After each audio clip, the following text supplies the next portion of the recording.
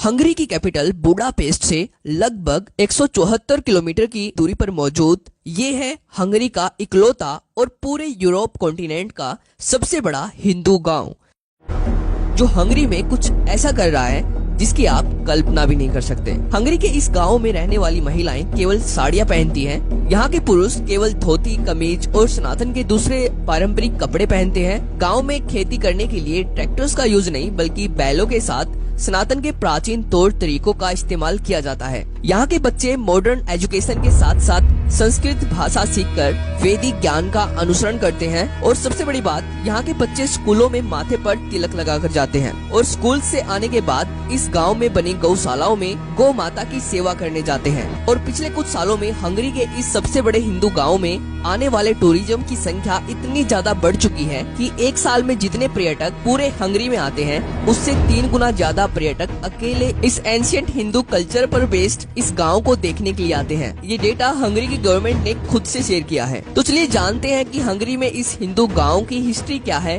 कैसे आज ये गांव हंगरी में इतना ज्यादा ट्रेंड कर रहा है, इसको किसने और क्यों बनाया, और जानेंगे कि कैसे यूरोपियन कंट्रीज में धीरे धीरे सनातन के एंशिएंट कल्चर की डिमांड बढ़ती जा रही है, जिससे इन देशों में सनातन के लिए एक बड़ी अपॉर्चुनिटी इंतजार कर रही है। तो इस वीडियो को पूरा जरूर देखना, बहुत सारी नई चीजों के बारे में आपको पता चलने वाला है। और अगर आपको ये वीडियो इम्पोर्टेंट लगती है तो वीडियो को लाइक करके इसको अपने रिलेटिव्स के साथ शेयर कर देना, जिससे इस वीडियो की रीच बढ़े और वीडियो ज्यादा से ज्यादा ऑडियंस तक पहुंचे। तो चलिए देखते हैं।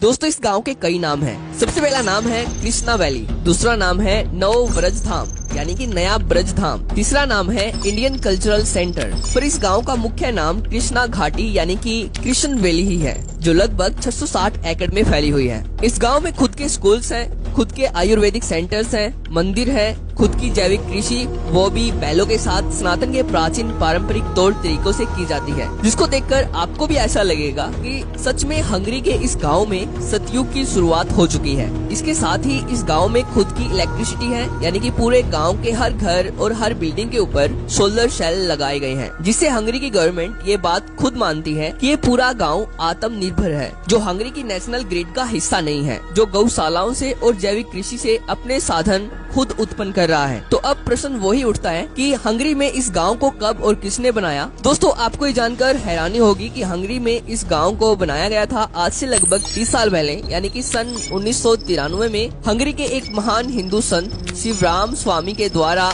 हंगरी में इस गांव की स्थापना की गई थी। और शिवराम स्वामी के निस्वार्थ भावना से किए गए सनातन के प्रति महान कामों को बताना शायद ही मेरे लिए इस वीडियो में पॉसिबल हो, क्योंकि अगर मैं इस महान संत के द्वारा किए गए सभी कामों को इस वीडियो में बताने लग जाऊं तो ये वीडियो 1 घंटे से ऊपर चली जाएगी। दोस्तों, शिवराम स्वामी का जन्म सन 1949 में हंगरी की कैपिटल बुडापेस्ट में हुआ था और तब ये सनातन धर्म से दूर दूर तक कोई संबंध नहीं रखते थे। पर जब ये सन 1980 में लंदन आए तब इन्होंने भगवत गीता से प्रेरित होकर इस्कॉन को ज्वाइन किया और इस्कॉन के माध्यम से सनातन धर्म अपनाया और अपना सब कुछ छोड़ सनातन में एक साधु का जीवन अपना लिया और अपना सिंपल लिविंग और हाई थिंकिंग का मोटो बनाया, जो सनातन के वेदों से इंस्पायर्ड है। और इनको भगवत गीता इतनी ज्यादा पसंद आई कि हंगेरियन लैंग्वेज में भगवत गीता को ट्रांसलेट करने का पूरा क्रेडिट भी इन्हीं को दिया जाता है, जिसको पढ़कर बहुत सारे हंगरी के लोग सनातन धर्म अपना पाए हैं और इस हिंदू वैदिक गाँव में रहने के लिए प्रेरित हुए हैं, जिसके कारण साल 2009 में शिवराम स्वामी के कामों से खुश होकर हंगरी के उच्च शिक्षा और विज्ञान के तत्कालीन राज्य सचिव कैरोली मनहर्ज के द्वारा इनको हंगरी गणराज्य के गोल्ड क्रॉस ऑफ मेरिट से सम्मानित किया गया, जो हंगरी में दूसरा सबसे बड़ा पुरस्कार है। यह पुरस्कार शिवराम स्वामी के उत्कृष्ट और मूल्यवान धर्मार्थ और मानवीय कार्यों के लिए इनको दिया गया था। पर दोस्तों, केवल इतना ही नहीं, जैसे कि मैंने आपको वीडियो के स्टार्टिंग में बताया कि एक साल में जितना टूरिज्म अकेले पूरे हंगरी में आता है उससे 3 गुना ज्यादा टूरिज्म एक साल में अकेले हंगरी के इस हिंदू गाँव को देखने के लिए आता है। यानी कि एक साल में केवल 10,000 पर्यटक पूरे हंगरी में आते हैं, जो इनका ऑफिशियल डेटा है। और दूसरी तरफ एक साल में 30,000 से ज्यादा पर्यटक केवल हंगरी के इस हिंदू गाँव को देखने के लिए आते हैं, जैसे कि आप इस वीडियो में देख सकते हो।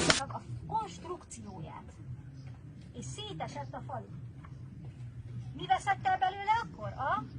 यहाँ पर हर हिंदू त्योहार को बहुत ही ऑर्गेनाइज तरीके से धूमधाम से मनाया जाता है, इसलिए खुलेआम हंगरी की गवर्नमेंट इस हिंदू गांव को पूरी तरह से सपोर्ट कर रही है हंगरी में कृष्ण भक्ति के माध्यम से सनातन धर्म का प्रचार करने के लिए। और इस गांव का हंगरी में ट्रेंड कितना ज्यादा बढ़ चुका है, इसका अंदाजा आप यहाँ से लगा सकते हो कि जब ये गांव बनाया गया था तब इसके लिए 110 एकड़ लैंड खरीदा गया था इस्कॉन के द्वारा, और आज ये गांव फैलकर 660 एकड़ का हो चुका है। और धीरे धीरे हर साल इस्कॉन हंगरी में और ज्यादा लैंड खरीद रही है इस हिंदू इको विलेज को फैलाने के लिए। तो आज की इस वीडियो में इतना ही। अगर आपको वीडियो में दी गई जानकारी पसंद आई हो तो वीडियो को लाइक जरूर कर देना। तो थैंक्स फॉर वॉचिंग।